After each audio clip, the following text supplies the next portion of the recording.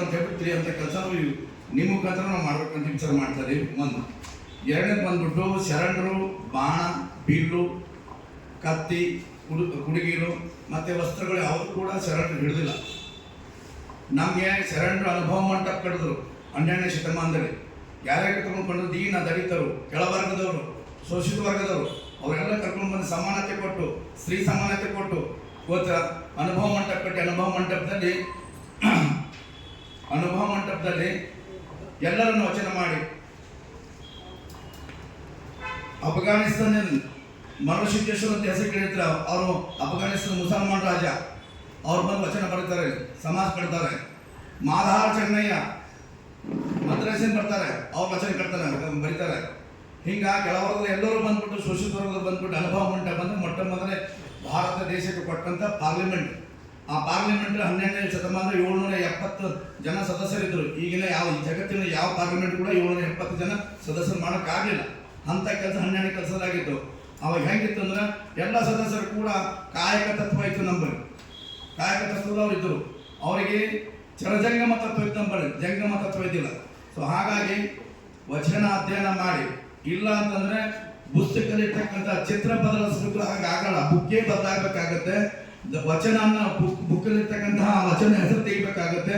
ಈ ಮೂಢನಂಬಿಕೆ, ಕಂದಾಚಾರ ಮತ್ತು ಮೌಢ್ಯತೆ ಇವೆಲ್ಲವೂ ಶರಣ ಧಿಕ್ಕರಿಸಿದ್ರೆ ನೀವು ಮತ್ತೆ ಅದಕ್ಕೆ ತಗೊಂಡು ಹೋಗ್ತಾ ಇದ್ರೆ ದಯವಿಟ್ಟು ಇದು ಈ ಪ್ರೆಸ್ ಮೀಟ್ ಇವತ್ತು ಮಾಡಿದ ಏನು ವಿಚಾರ ಅಂದರೆ, ಲಿಂಗಾಯತರು ಯಾರು ಕೂಡ ಹಿಂದೂಗಳಲ್ಲ. ಅಂದು ಇಂದು ಮುಂದು ಎಂದೆಂದೂ ಕೂಡ ಲಿಂಗಾಯತರು ಹಿಂದೂಗಳಲ್ಲ. ಲಿಂಗಾಯತರಿಗೆ ಬ್ರಿಟಿಷ್ ಕಾಲದಲ್ಲಿ ಬ್ರಿಟಿಷ್ ಬುಕ್ಕು ಮತ್ತು ಪ್ರೆಸ್ ಪೇಪರಲ್ಲಿ ಲಿಂಗಾಯತರು ಸ್ವತಂತ್ರ ಶ್ರಮ ಅಂತ ಹೇಳ್ಬಿಟ್ಟು ದಾಖಲೆ ನಾವು ಕೊಡ್ತೇವೆ, ಯಾರಾದ್ರೂ ಕೇಳಲಿದ್ರೆ. ಆಮೇಲೆ ಬ್ರಿಟಿಷರು ತುಂಬ ಇದಕ್ಕೆ ಗೌರವ ಕೊಟ್ಬಿಟ್ಟು ಬ್ರಿಟಿಷರು ಬುಕ್ನು ಬರ್ತಾರೆ ಇದ್ರ ಮೇಲೆ, ಲಿಂಗ ಧರ್ಮನ. ಆ ಬುಕ್ಕು ಸಿಗುತ್ತೆ ಕೇಳಲಿದ್ರೆ. ಹಾಗಾಗಿ ಬುಕ್ಕು ಹೊರದೇಶದವರು ಅಧ್ಯಯನ ಮಾಡಿಬಿಟ್ಟು ವಚನಗಳು ಬರೀತಾ ಇದ್ದಾರೆ. ನಮ್ಮ ದೇಶದಲ್ಲಿ ನಮ್ಮ ನಾಡಲ್ಲಿ ಕೂತ್ಕೊಂಡ್ಬಿಟ್ಟು ಹೊಸ ತತ್ವವನ್ನು ಹಾಳು ಮಾಡಬೇಕು, ಶರಣ ತತ್ವವನ್ನು ಹಾಳು ಮಾಡಬೇಕು, ವಚನಗಳನ್ನು ಹಾಳು ಮಾಡಬೇಕು ಎಂದು ಮನಸ್ಥಿತಿ ಹಾಳು ಅಂತ ಮನಸ್ಥಿತಿ ಇಟ್ಕೊಂಡ್ಬಿಟ್ಟು ನಿಮ್ಮ ಹತ್ರ ಸಮಾನತೆ ಇಲ್ಲ ಜನಗಳು, ಏಕತೆ ಇಲ್ಲದ ಜನಗಳು, ಬದ್ಧತೆ ಇಲ್ಲ ಜನಗಳು, ಮಾನವ ತತ್ವದ ಮೌಲ್ಯವನ್ನು ತಿಳಿದೇ ಇರ್ತಕ್ಕಂಥ ಜನಗಳ ಮುಂದೆ ನಾವು ಇದು ಬಿಡಕ್ ಮಾಡ್ತೀವ. ಇದು ವಚನ ನೀವು ಒಂದು ಸರಿ ಬರೆದಿರ್ಬೇಕು. ವಚನ ಕ್ರಾಂತಿ ಅಂತ ಇಂದಿನಿಂದ ಶುರು ಆಗ್ತದೆ. ಈ ಬುಕ್ಕು ಮುಟ್ಟುಗಳು ಹಾಕೋರ್ಗೂ ಬಿಡೋದಿಲ್ಲ. ಈ ಬುಕ್ಕು ಸರ್ಕಾರ ಮುಟ್ಟುಗಳು ಹಾಕಬೇಕು. ಇದನ್ನು ನಾವು ಎಲ್ಲರಿಗೆ ಕಾನೂನಾತ್ಮಕೆಯನ್ನು ತಗೋತೀವಿ. ಇದೇ ಉದ್ದೇಶಕ್ಕಾಗಿ ನಾಳೆ ಬೆಳಗ್ಗೆ ನಾವು ಫ್ರೀಡಂ ಪಾರ್ಕಲ್ಲಿ ಪ್ರತಿಭಟನೆ ಮಾಡ್ತಾ ಇದೀವಿ. ಬಹುಸಂಖ್ಯೆ ಜನರಿಂದ ಮಾಡ್ತಾ ಇದೀವಿ. ಇದಕ್ಕೆ ಸುಮಾರು ಸಂಘಟನೆಗಳನ್ನು ಬೆಂಬಲ ಕೊಟ್ಟಿದ್ದಾರೆ. ಹಾಗಾಗಿ ಮತ್ತೆ ತಪ್ಪು ಮಾಡಿ ತೊಂದರೆ ಸಿಕ್ಕೋಕೋಬೇಡಿ. ವಚನ ಸಾಹಿತ್ಯ ಅನ್ನೋದು ಮೊದಲು ಅಧ್ಯಯನ ಮಾಡಿ ಬರೆದವರು, ಬುಕ್ ಬಿಡುಗಡೆ ಮಾಡಿದರು, ಮತ್ತೆ ಯಾರೊಬ್ಬರು ಮುನ್ನುಡಿ ಬರೆದವರು, ಮತ್ತು ಸರ್ಕಾರದಲ್ಲಿ ಸೆಂಟ್ರಲ್ ಗೌರ್ಮೆಂಟ್ ಇರ್ತಕ್ಕಂಥ ಕಾರ್ಯದರ್ಶಿ ಮಂತ್ರಿ ಯಾರು ಹೆಸರು ಅವ್ರಿಗೂ ಕೂಡ ಹೇಳ್ತೀವಿ, ದಯವಿಟ್ಟು ನಿಮ್ಮ ಹುನ್ನಾರ ಏನಂತ ಹೇಳ್ಬಿಟ್ಟು ನಮಗೆಲ್ಲ ಗೊತ್ತಿದೆ. ಆದರೆ ಅದನ್ನು ಪದೇ ಮಾಡಕ್ಕೆ ಹೋಗಬೇಡಿ. ಯಾಕಂದ್ರೆ ದೇಶದ ಪ್ರಧಾನಮಂತ್ರಿಗಳಾದಂತಹ ನರೇಂದ್ರ ಮೋದಿ ಅವರು 13 ಲ್ಯಾಂಗ್ವೇಜ್ ಅಲ್ಲಿ ಆ ಬುಕ್ಕು ಬಿಡುಗಡೆ ಮಾಡಿದ್ದಾರೆ. ಆಮೇಲೆ ಇಲ್ಲಿ ಕರ್ನಾಟಕದಲ್ಲಿ ಬಂದ್ಬಿಟ್ಟು ಉಪ ರಾಷ್ಟ್ರಪತಿಗಳಾದ ಹನ್ಸರಿ ಅವರು ಬಂದ್ಬಿಟ್ಟು ಇಲ್ಲಿ ಬಿಡುಗಡೆ ಮಾಡಿದ್ದಾರೆ 13 ಲ್ಯಾಂಗ್ವೇಜ್ ಜೊತೆ ಬುಕ್ ವಚನ ಸಾಹಿತ್ಯ. ಎಲ್ಲ ಲ್ಯಾಂಗ್ವೇಜ್ ಅಲ್ಲಿ ವಚನ ಸಾಹಿತ್ಯ ಹೋಗಿದೆ ದೇಶವೆಲ್ಲ. ಆ ವಚನ ಸಾಹಿತ್ಯ ಹೋದ್ರೆ ಮುಂದೆ ನಮಗೆ ಎಲ್ಲರನ್ನು ವಚನ ಸಾಹಿತ್ಯ ಓದ್ಕೊಂಡ್ರೆ ಗುಡಿ ಗುಂಡರ ಹೋಮ ಹವನ ಕಂದಾಚಾರ ಮೌಢ್ಯತೆ ಇರೋದಿಲ್ಲ ಎಂದು ಭಯ ಹೊಟ್ಟು ಈ ಕೆಲಸಕ್ಕೆ ನೀವು ಕೈ ಹಾಕಿದ್ರ. ಸತ್ಯವಾಗ್ಲೂ ಹೇಳ್ತೀವಿ, ನಿಮ್ಮ ವಚನದ ಮುಂದೆ ನಿಮ್ಮ ಯಾವುದೋ ಮೌಢ್ಯತೆ ಕೆಲಸ ಮಾಡೋದಿಲ್ಲ. ಮುಂದಿನ ದಿನದಲ್ಲಿ ನೀವು ಎಚ್ಚೆತ್ತುಕೊಳ್ಳಿ.